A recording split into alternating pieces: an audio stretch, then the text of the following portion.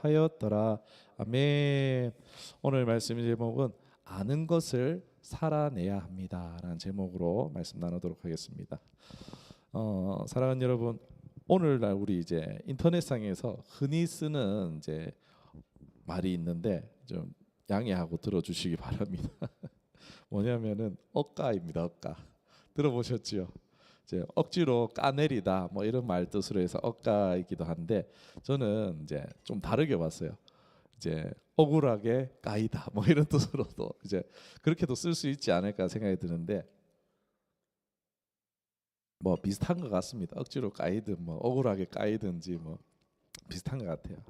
그러니까 이제 근거 없는 비난, 뭐 부당한 공격, 억지스러운 방해를 받을 때 억가당했다라고 표현을 하죠. 그러니까 나는 잘못이 없는데, 나는 잘했는데, 이런 대우받을 만하게 살지 않았는데 상당히 이제 억가당하는 것 같은 그런 상황에 당황스럽고 화나고 억울하겠죠. 예를 들어서 신앙생활에서도 사실 그럴 수 있다는 것입니다. 정직하게 일을 했는데 오히려 손해를 본다든지, 선한 의도로 한 행동을 오해를 받아서 비난을 받는다든지, 믿음을 지키려고 선택이 세상 사람들에게는 뒤떨어진 것처럼 보일 때가 있습니다. 교회 안에서도 봉사원신이 때로는 뭐 보이려고 하는 거 아니야 하면서 외식으로 한다는 말을 듣든지, 진심으로 도와주려고 했는데 뭐 당신이 무슨 자격으로 나한테 이렇게 하냐라는 평가를 받으면 어떻겠습니까? 그 순간 너무 억울하고 화나고 낙심되기 쉽겠죠. 아무리 생각해도 내가 잘못한 게 없습니다. 여러분, 이런 억울한 일을 경험해 보셨구나?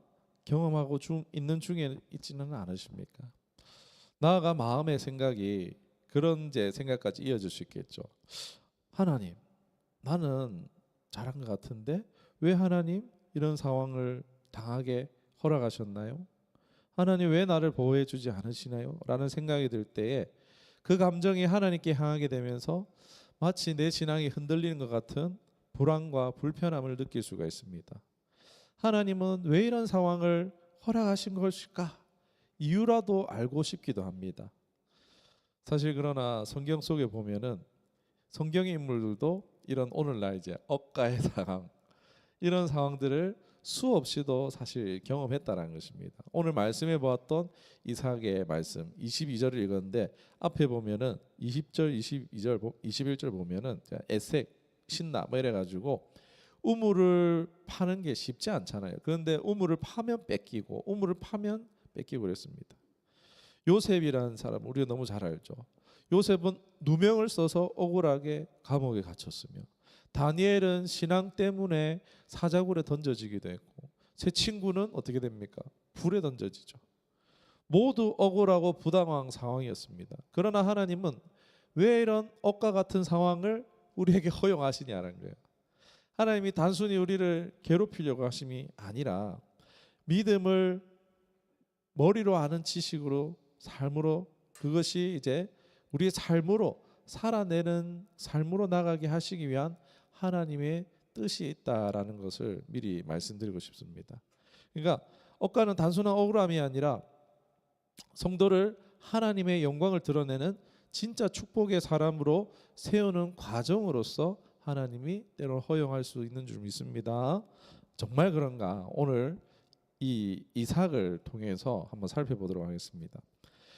이삭은 25장에 이제 아버지 아브라함이 죽습니다. 그 이후에 이제 26장부터 이삭의 홀로서기가 시작되어집니다. 독립적인 믿음의 여정이 이어지게 됩니다.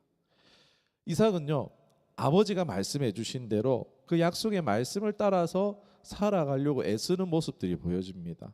그러니까 그는 아브라함이 걸어갔던 믿음의 길을 그대로 이어받으며 순종하며 살고자 하는 모습이 보여요. 그러나 믿음의 길을 걷자마자 그의 삶에는 예상치 못한 억과 같은 상황이 펼쳐집니다. 하나님이 약속하신 땅에 왔는데 어떻게 됩니까? 그 땅에 기근이 찾아와요. 약속의 땅에 있는데도 어떻습니까? 현실은 메말라 있었고 상황은 전혀 축복처럼 보이지 않았습니다. 이삭은 하나님의 말씀을 따라서 그나마 그랄에 머물렀지만 그곳에서 그는 또 다른 억울한 일을 겪게 되어져요. 자기 아버지와 거했던 곳을 기억할 거 아니에요. 이제 이사를 다녔더라도 자기가 이제 장막을 치고 지냈던 곳을 찾아서 가서 거기에 이제 아버지가 팠던 우물이 있으니까 거기서 있으면 생계를 할 수 있으니까 거기 갔어요. 그 아버지가 파놓은 우물이잖아요. 그런데 그 우물을 어떻게 한 거예요? 블레셋 사람들이 와가지고 너희 거 아니야, 우리 거야 이런. 여러분 지금은 상하수도가 너무 잘 돼 있지만 그 당시는 어떻습니까? 우물 없으면은 유대 광야에서 죽는 거죠. 생존의 기반이었어요. 사람은 뭐 그렇다 치더라도 짐승들이 물을 마시지 못하면 죽고 농사도 불가능하고 가족과 공동체 삶이 전체가 흔들리게 되어집니다. 그러니까 고대 근동 사회에서 우물을 막는다는 것은 단순한 장난이나 갈등이 아니라 너희는 이 땅에서 살 수 없다라는 거절이며 적대적 선언과 같은 행동이었습니다. 그런데 이삭이 여러분 잘못한 게 있습니까? 오히려 시비를 걸 때마다 반응 안 합니다. 평화롭게 살고자 했고 오히려 하나님 말씀대로 하나님 그 경계 가운데 나가지 않으려고 순종하고자 했어요. 그런데 그렇게 열심히 아버지의 말씀대로 따라 살려고 했던 이삭에게 돌아온 것이 뭐예요? 억울한 배우라는 겁니다. 이삭의 종들이 새로 우물을 팔 때마다 현지 목자들이 나타나서 이거 우리 거 하라면서 다투었습니다. 이거 원래 누가 팠다고요? 아브라함의 종들이 팠다라고 12절에 나오고 있습니다. 보면은 보자. 여기 보면은 제가 몇 절인가 표시를 안 했는데 아브라함의 종들이 팠다라고 분명히 말하고 있습니다. 우물의 최초의 소유권은 아브라함에게 있고 이삭은 정당한 뭡니까? 상속자입니다. 그런데 블레셋 사람들이 이것을 우리 것이라고 주장한 것은 억지 주장이죠. 오늘날로 말하면 억가죠, 억가. 이삭은 우물을 빼앗기고 또 빼앗겼습니다. 억지로 막히고 억울하게 까이는 상황이 반복됐습니다. 이삭의 입장에서 보면은 충분히 화가 날 수 있고 싸우고 싶을 만큼 억울한 상황이었습니다. 그런데 이삭은 싸우지 않습니다. 억울함을 품고 보복하지 않습니다. 그런데 이삭의 마음에 그런 생각이 들진 않았을까요? 아버지가 말하신 대로 아버지가 머물렀던 곳에 내가 그대로 따라서 머물고 있는데 왜 이런 일이 생기지? 하나님이 약속하신 땅에 내가 살려고 순종하고 있는데 왜 기근이 오고 왜 우물이 막히고 왜 사람들이 나를 시기하고 질투하는 걸까? 내가 생각해 보니까 내가 잘못한 게 없는데 왜 자꾸 이런 억울한 일을 겪어야 하지라는 생각이 이삭이 했다는 건 아니고 그렇지 않았을까라고 추측해 봅니다. 그런 말씀은 없지만 저 같으면은 그런 마음이 들었을 것 같아요. 믿음의 길을 걷기 시작했는데 현실이 어떻습니까? 더 어려워지는 거예요. 상황 더 막히고 사람들이 더 막 억지스럽게 달려들고 억울함은 더 깊어져 간다는 것입니다. 이유를 모르는데 말입니다. 왜 그럴까요? 이삭은 지금 믿음의 독립이라는 시험대 위에 서 있다라는 것입니다. 지금 이삭의 믿음은요, 아버지 아브라함의 믿음에 의존되어 있습니다. 하나님이 아브라함의 하나님이었지 아직 이삭의 하나님이라고 불리지 않아요. 너의 아버지 아브라함의 하나님이다. 그러니까 믿음에서 가정에 자랐고 약속의 아들이었지만은 그의 신앙은 자기 고백, 자기 체험, 자기 결단으로 아직 서 있지 않았다는 거예요. 하나님은 이삭에게 아버지 아브라함과 약속한 복을 줄 수 있습니다. 그리고 실제로 주셨어요. 이삭이 그의 100배의 수확을 얻고 마침내 거부가 됐다라고 해요. 그런데 중요한 것은 이겁니다. 거부가 되었을지언정 그의 삶은 형통하지 않았다는 거예요. 물질은 많아졌지만 삶은 평안하지 않았다는 거예요. 복은 왔지만 억가도 왔다라는 거예요. 사람들이 시기했고 우물을 막았고 억지로 빼앗았습니다. 이삭의 삶은 말 그대로 억가의 연속이었어요. 왜 이럴까요? 하나님이 이삭에게 원하는 것은 단순히 그가 잘 먹고 잘 사는 것이 아니었기 때문입니다. 하나님이 원하시는 것은 이삭의 믿음의 독립이었어요. 이삭 아버지의 하나님이 아니라 나의 하나님으로 고백하는 이삭이 되는 것을 원하셨다라는 거예요. 내가 너와 함께 있어 내게 복을 주고 아버지 아브라함을 통해서가 아니라 내가 너와 함께 하기를 원한다. 그러나 이삭은 아직 그 말씀을 자기의 삶의 현실 속에서 경험하지 못하고 있었다는 것입니다. 그래서 하나님은 이삭을 어쩌면 억가의 자리로 이끄셨습니다. 기근을 허용하시고 우물을 빼앗기고 막히게 하시고 시기와 다툼을 당하게 허락하셨습니다.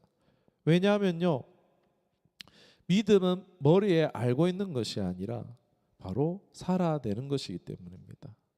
하나님은 이삭이 억울한 상황 속에서도 싸우지 않고 보복하지 않고 하나님을 신뢰하며 인내하는 믿음을 배우기를 원하셨습니다. 그리고 그가 믿음으로 도전하고 결단하기를 원하셨어요. 그래서 하나님은 아버지 아브라함이 팠던 우물들은 다 메꿔 주셨던 거예요.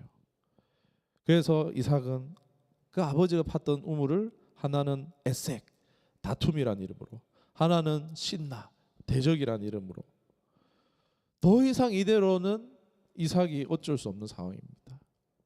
다 가족이 이 족장 사회가 무너질 수 있는 상황이었어요.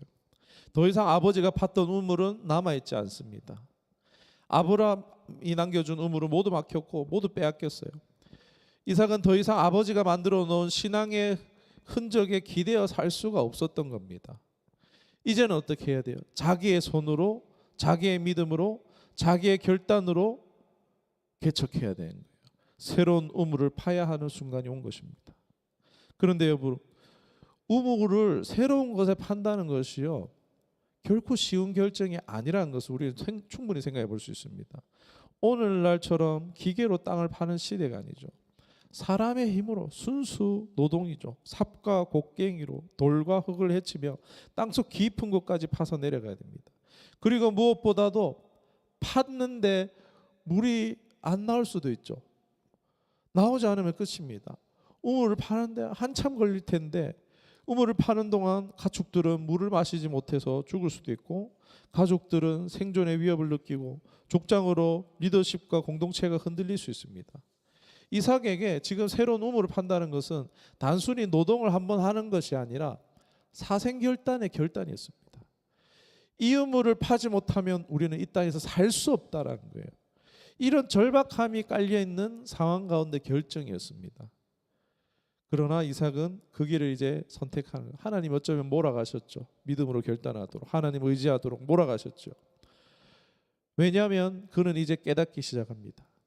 아버지가 판 우물로는 더 이상 살 수 없다. 아버지의 믿음으로만으로는 더 이상 버틸 수 없다. 이제는 내가 하나님 앞에 서야 한다.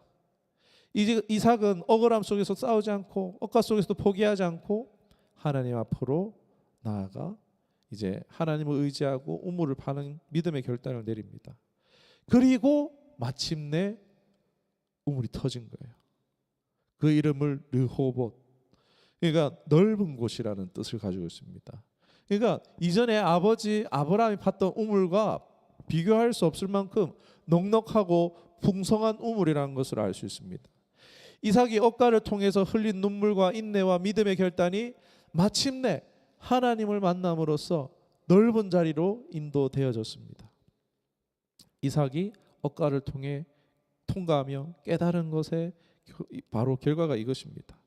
하나님은 나의 하나님이시라. 하나님은 나의 하나님이시라. 아버지의 하나님이 아니라 나의 하나님이시라는 거예요. 아버지 신앙에 기대어 살던 사람이 착하죠. 아빠 말 잘 들으니까 착하죠. 그렇지만 착한 게 중요한 게 아니에요. 하나님을 나의 하나님으로 여기며 사느냐가 더 중요했다는 것입니다.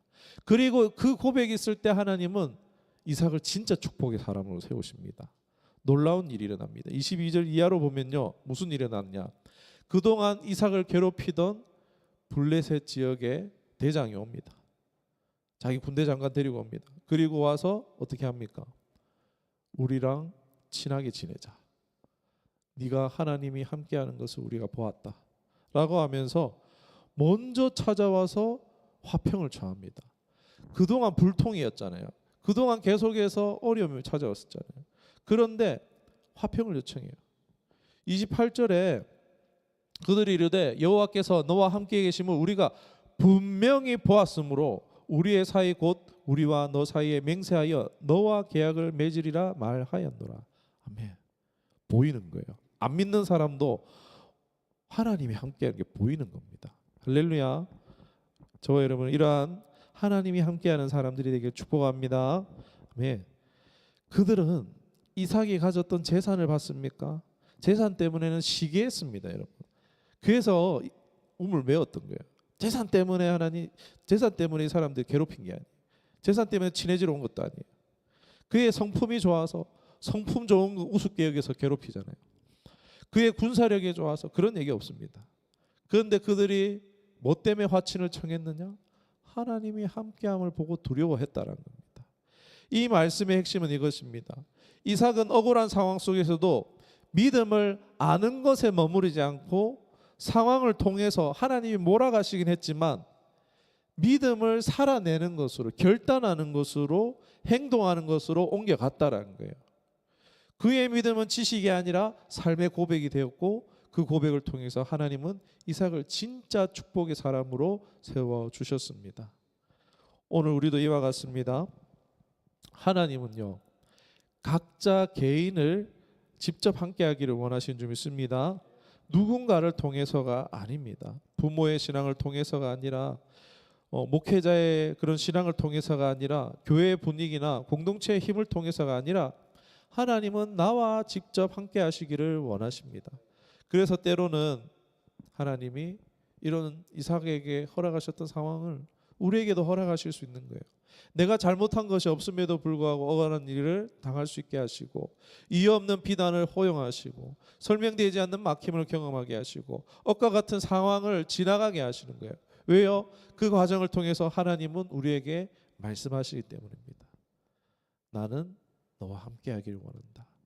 내가 너의 보호자가 되어주기를 원한다. 내가 너의 후견이 되기를 원한다.